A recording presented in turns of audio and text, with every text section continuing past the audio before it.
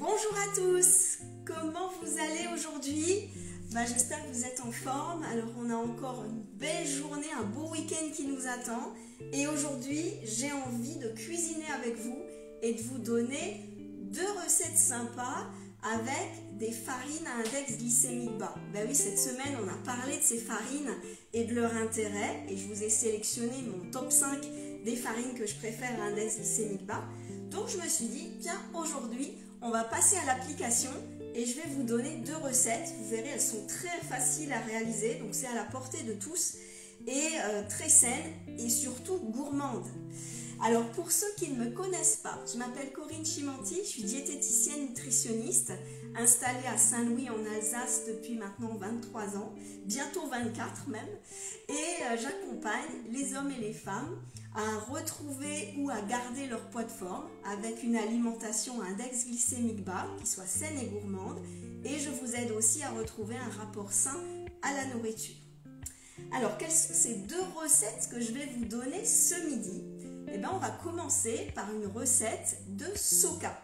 La soca, c'est une galette de pois chiches, c'est une spécialité niçoise. Donc voilà, on fait honneur au sud aujourd'hui. Et puis, vous allez voir, c'est hyper simple à réaliser. Et donc, on va utiliser pour ça de la farine de pois chiches. Alors, je vais vous donner tout de suite les ingrédients qu'il vous faut pour faire cette soca à la maison. Il vous faut 250 g de farine de pois chiches. Vous voyez, une jolie couleur qui est jaunâtre. Comme ça, ça va donner une belle couleur à notre galette de pois chiches. Il va nous falloir de l'eau, 500 ml d'eau. Donc, prenez une eau à température ambiante, pas d'eau ultra fraîche, ni d'eau hyper chaude, de façon à ce qu'il n'y ait pas de grumeaux quand vous allez mélanger avec la farine de pois chiches. Il va nous falloir du sel, du poivre, de l'huile d'olive. Donc l'huile d'olive, vous pouvez en mettre entre 4 et 5 cuillères à soupe. Et moi, je vais la parfumer, cette soca. Coucou à celles qui viennent d'arriver. Je vais parfumer cette soca avec des herbes. Alors, j'ai pris du thym, donc une petite botte comme ça. Du romarin, donc j'en ai pris pas mal. J'ai pris une bonne poignée de romarin, donc bien sec. Et je vais rajouter aussi des graines de fenouil. Alors, ceux qui n'aiment pas la saveur anisée ne sont pas obligés de le mettre. Mais moi, personnellement, j'adore ce petit goût anisé, donc j'aime bien la mettre dans la soca. Ça va vous porter un petit plus, déjà en termes de texture et puis de saveur. Alors, comment on va réaliser cette soca? Eh bien, vous allez peser donc 250 g de farine de pois chiches. On va rajouter tout de suite la cuillère à café de sel. Si je prends le gros trou, ça ira mieux. Voilà. Alors on va tout mélanger au fouet pour ne pas faire de grumeaux quand on va rajouter l'eau. Donc vous allez rajouter l'eau petit à petit au centre tout en fouettant. Voilà. Donc vous fouettez bien, ça va mousser légèrement. Voilà, on va le mettre en plusieurs fois pour bien s'assurer de ne pas faire de grumeaux, voyez. Donc ça donne déjà une jolie couleur quand on mélange la farine de pois chiches avec l'eau. Alors l'avantage, c'est que cette recette, pour toutes celles qui sont intolérantes au gluten, qui ne digèrent pas bien, ça ne va pas contenir de gluten. Donc ça peut être super sympa aussi à faire. Pour les végétariens ou les véganes, c'est aussi top parce qu'il va y avoir des protéines végétales de bonne qualité, des fibres, des minéraux, donc ça on aime, c'est quelque chose de très sain. Et pour ceux qui font attention à leur ligne et à leur vitalité, c'est un index glycémique bas comme je vous ai dit avec cette farine de pois chiches. Alors je continue à mélanger et je verse le restant de mon eau. Voilà. Donc là, on va obtenir une texture qui est assez liquide, comme vous pouvez le voir. On va rajouter l'huile d'olive. Alors là, je vais mettre 3 cuillères à soupe d'huile d'olive. Alors cette recette, en fait, c'est pour 6 personnes. Donc vous verrez, ça ne fera pas tant que ça en termes de quantité d'huile d'olive par personne. Voilà. Je vais de nouveau bien fouetter tout ça. Donc là, du coup, avec l'huile d'olive, on sent que là, ça sent le sud, hein, forcément. Voilà, ça va donner encore, ça va donner encore une couleur bien plus jaune à notre pâte. Donc vous voyez, ça a une jolie couleur, si vous voyez bien à l'écran. Voilà. Et après, je vais venir rajouter mes herbes. Donc le thym, je vais l'émietter comme ça dans ma pâte. Voilà, ça va déjà, là déjà ça sent super bon, quoi, ce thym qu'on vient rajouter. Le romarin, je vais venir le rajouter aussi. Je vais un petit peu le casser là avec mes doigts pour que ça fasse des petits morceaux.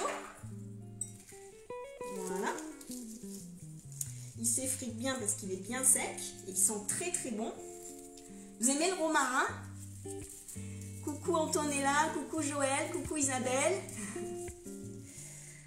Alors voilà, on va rajouter tout. Donc n'hésitez pas à mettre pas mal d'herbes. Hein, ça va bien parfumer votre soca. Vous allez voir, ça va être super bon. Et cet été, avec les grillades, vous allez surprendre vos convives, vos amis. Et vous verrez, vous allez vous régaler avec ça. Est-ce que vous connaissez la soca? Vous en avez déjà mangé? Ah, je suis en train de lire, mais j'arrive pas à tout lire parce que là, le message est très très long. Et on va rajouter, alors combien j'avais mis? 3 cuillères à café de graines de fenouil. Donc vous voyez, j'hésite pas à bien parfumer cette pâte pour faire la soca. Donc je remue bien l'ensemble. Donc vous voyez, cette pâte, elle va avoir une texture à la fois très liquide. On est sur une jolie couleur jaune avec plein d'herbes dedans. Et après, qu'est-ce qu'on fait? Eh bien, on va mettre tout ça sur une plaque. Alors, j'ai pris une plaque à pâtisserie parce que je trouve que la taille, elle est optimale pour réaliser la soca. Donc, comme ça, vous pouvez verser cette pâte dessus. Ça va vous faire une soca qui est vraiment fine. Donc, je vous montrerai après. Donc, vous voyez, c'est pas plus épais que ça, la soca. Et en fait, vous commencez par mettre dans votre plat une cuillère à soupe d'huile d'olive ou deux et vous l'étalez au pinceau pour que votre soca ne colle pas au moule. Donc j'ai pris une plaque anti-adhésive pour le faire. Et très important, il faut mettre votre soca dans un four très très très chaud. Donc avant de préparer tout ça, il faudra bien penser à préchauffer le four à 280 degrés. Donc il sera à fond le four, pour que quand votre soca cuise, elle soit vraiment bien saisie. Donc il faut absolument que le four soit très très chaud quand vous mettez la soca dedans. Donc pour la cuisson, c'est 7 minutes à 280 degrés. Et ensuite, vous finissez la cuisson avec 3 minutes sous le grill pour bien que ça dore. Donc ça va donner une plaque comme ça. Vous voyez? Donc après, vous n'avez plus que la découper en petits triangles. Et après à déguster avec vos grillades, avec des petites salades, avec des légumes grillés. Et vous voyez, c'est super parfumé, ça a une texture à au-dessus, ça va être croustillant. Et puis dedans, ça va être très moelleux. Donc vous verrez, c'est vraiment délicieux à réaliser. Donc n'hésitez pas à tester ça chez vous pour cet été. Vous voyez, le temps de cuisson, il est vraiment court. Le temps de réalisation est court aussi.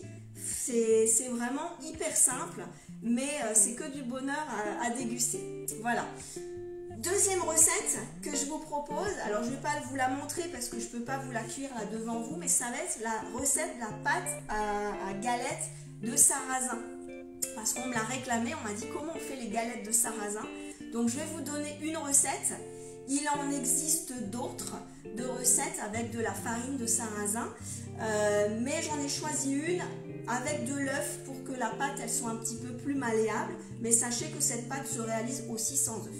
Alors pour faire de la galette de sarrasin, il va vous falloir donc de la farine de sarrasin complète bio, donc ça a une jolie couleur un petit peu grisâtre, et puis donc j'en mets 330 g de farine pour 75 centilitres d'eau, et je rajoute un œuf et 10 g de sel. Et après vous mélangez tout ça, vous allez laisser reposer. et ensuite vous le faites cuire dans une poêle très très chaude. Donc ce qu'il faut vraiment surveiller, c'est de surtout pas la mettre dans une poêle froide, sinon ça va pas adhérer. Vous verrez, c'est un coup de main à prendre pour faire les galettes de sarrasin parce que c'est pas la même texture que quand on fait une pâte à crêpes classique. Donc veillez bien à ce que la poêle soit très chaude, un petit peu d'huile d'olive et on met sa pâte dedans et on les fait dorer, donc après comme des crêpes. Donc vous obtenez des galettes de sarrasin comme ceci. Donc vous voyez, ça va être aéré, il faut que ça soit aéré, il faut que ça fasse des petites bulles dedans quand vous réalisez les crêpes. Et je peux vous dire que c'est délicieux. Alors qu'est-ce que vous pouvez mettre dans ces galettes de sarrasin? Vous pouvez y mettre du jambon, un petit peu de fromage, des petits légumes, genre des champignons ou des petits légumes qui vous restent vapeur dedans. La faire cuire à la poêle puis servir avec une petite salade composée, ça peut être sympa ça comme repas. Et vous voyez, finalement c'est rapide à réaliser parce que c'est juste la pâte à faire, un petit peu de repos et puis après de faire quelques galettes pour les réaliser le soir. Voilà, donc j'espère que ces 2 recettes vous ont plu. Surtout si vous les testez, mettez-moi des photos, mettez-moi des commentaires en dessous de cette vidéo. Et puis, moi je vous souhaite un super week-end. Profitez bien de ce beau temps et je vous dis à bientôt pour un prochain live. Ciao, ciao!